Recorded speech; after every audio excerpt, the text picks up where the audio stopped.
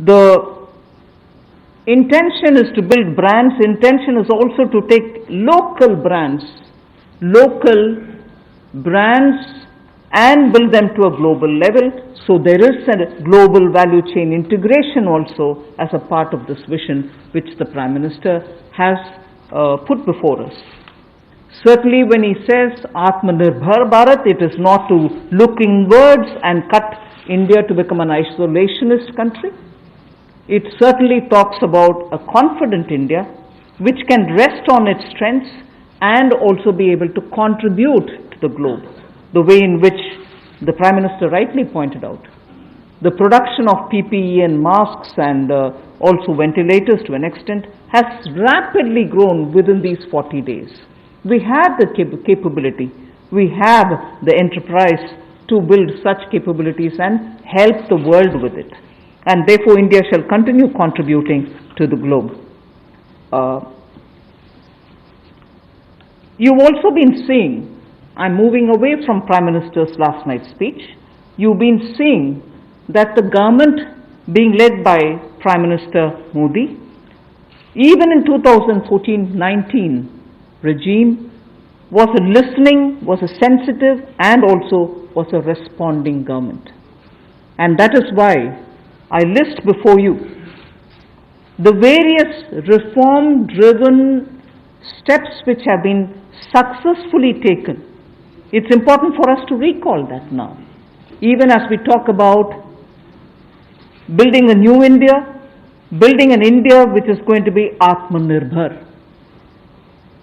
If I were to group them into different categories and list out what has been done by this government, even in between 2014 and 19, if you were to talk about the poor, we had the DBT-based reforms, based on which today, as we look at the migrants, look at the poor, look at the lockdown in their lives and the impact it has made in their lives, the DBT enabled us to directly put money into their accounts, and they didn't even have to go to the bank to collect it. The bank mitras were able to come and deliver the money, and therefore that reform based on Jan Dhan accounts, based on Aadhaar and based on mobile technology has brought a revolution in this country which many countries do recall now, and many of them are not able to do it, although India is able to do it.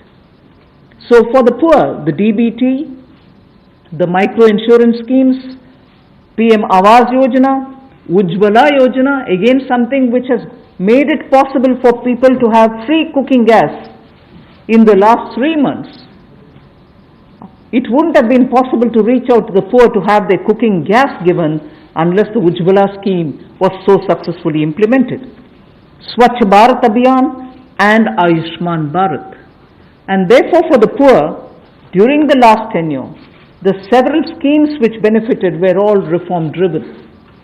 If I were to talk about agriculture in the same spirit, PM Fasal Bima Yojana, PM Kisan Yojana, which again has come off handy, that we were able to front load the money to the Kisan during this lockdown. Otherwise it wouldn't have been possible. Creating new fisheries department, Krishi Sinchai Yojana, were all aimed at bringing reform in agriculture.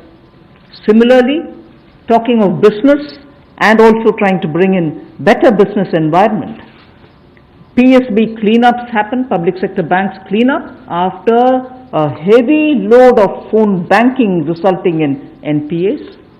Public sector banks recapitalization, FDI liberalization, ease of doing business reforms which were taken down to the third level of administration governance, IBC reforms, GST reforms, and today because of the GST reforms you're able to see what impact lockdown is having on small and medium businesses.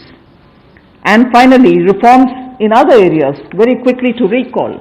National Highway Authority, the TOT plans, the airport privatizations, power sector reforms, which resulted in India becoming a power surplus country from shortages always. 175 gigawatts of solar targets out of 86 gigawatt has already been achieved out of that number.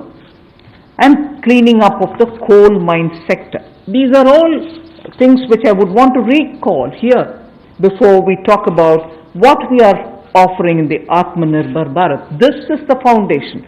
This is the credential with which the Prime Minister has always been on the side of reform, reform for better living in this country, ease of living in this country.